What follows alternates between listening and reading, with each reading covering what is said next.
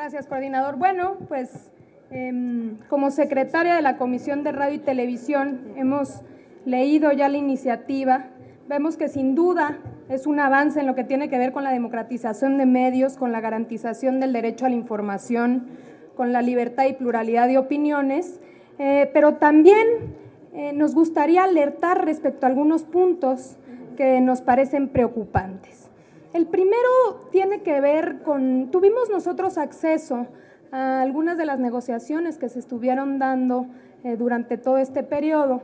Lo primero tiene que ver con respecto al comité de evaluación. El comité de evaluación va a ser finalmente este órgano que va a proponer al presidente quiénes serán los comisionados tanto para el IFETEL como para la Comisión Federal de Competencia Económica. Es decir, es sumamente importante saber cómo se va a integrar este gran instituto que va a tener mucho poder, que van a ganar como la Suprema Corte de Justicia, que van a durar 9 años en el poder. Entonces es fundamental saber cómo se van a elegir, digamos, estos consejeros. Y estos consejeros van a ser a propuesta del comité de evaluación. Este comité de evaluación antes se planteaba que estuviera integrado tanto por el Banco de México como por el Instituto Nacional para la Evaluación de la Educación, el INEGI, pero también con la Comisión Nacional de Derechos Humanos y con la Universidad Nacional Autónoma de México.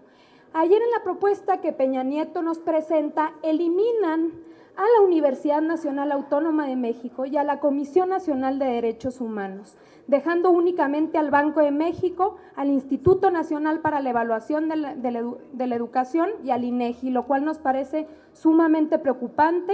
Nosotros estaríamos, por supuesto, por la integración de estos dos que se han eliminado. Lo segundo, la segunda preocupación que tenemos tiene que ver con que se señala que el instituto para el otorgamiento de concesiones y revocaciones tiene que haber una previa opinión del Ejecutivo.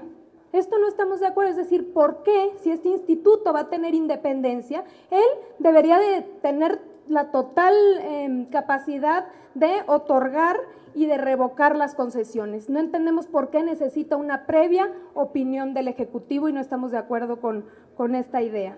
Lo tercero tiene que ver, sin duda, con que se permite la inversión extranjera directa hasta el 100% en telecomunicaciones y vía satélite y 49% en radiodifusión. No estamos de acuerdo, por supuesto, con esta inversión extranjera al 100% y tampoco entendemos cuál es la lógica de separar con respecto a telecomunicaciones y vía satélite el 100% y 49% en radiodifusión, cuando los mismos transitorios hablan de concesiones únicas.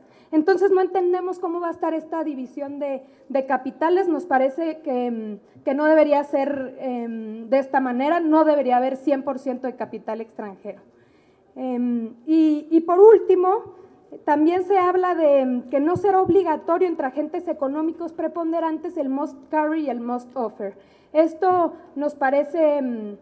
Tampoco estamos de acuerdo con ello. Nosotros estamos a favor de la obligación de retransmitir gratuitamente los canales abiertos en la televisión de paga. Entonces, estos 4 aspectos, en primera diríamos, son peligrosos, hay que atenderlos, hay que modificarlos.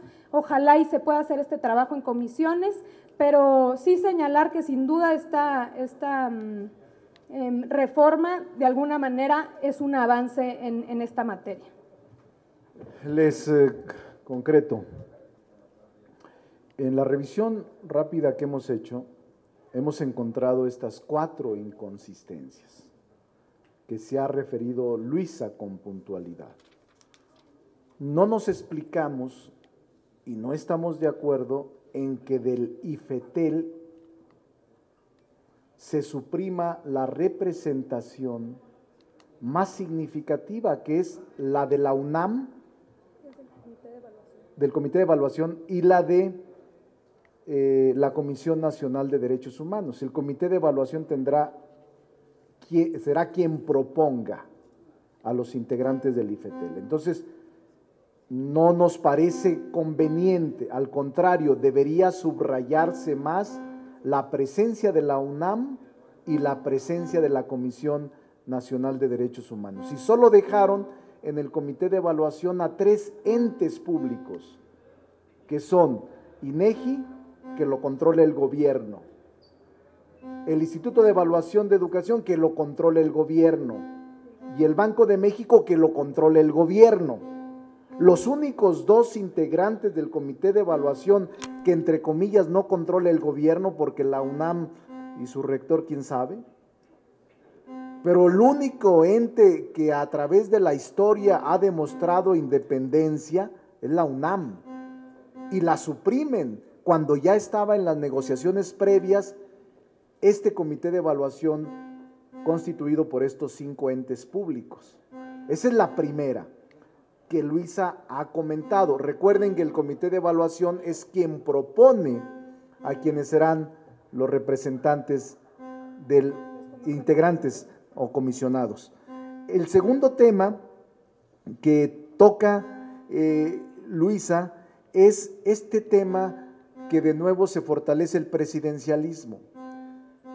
En las facultades que tendrá el instituto está el de otorgar o revocar concesiones de radio y televisión y telecomunicaciones. Bueno, solo que se agrega un punto que es clave, dice, se revocarán, otorgarán concesiones previa opinión del Ejecutivo Federal.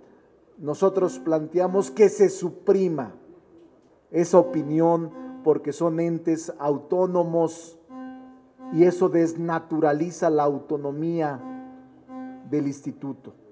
El que se establezca en la Constitución que sería previa opinión del Ejecutivo Federal.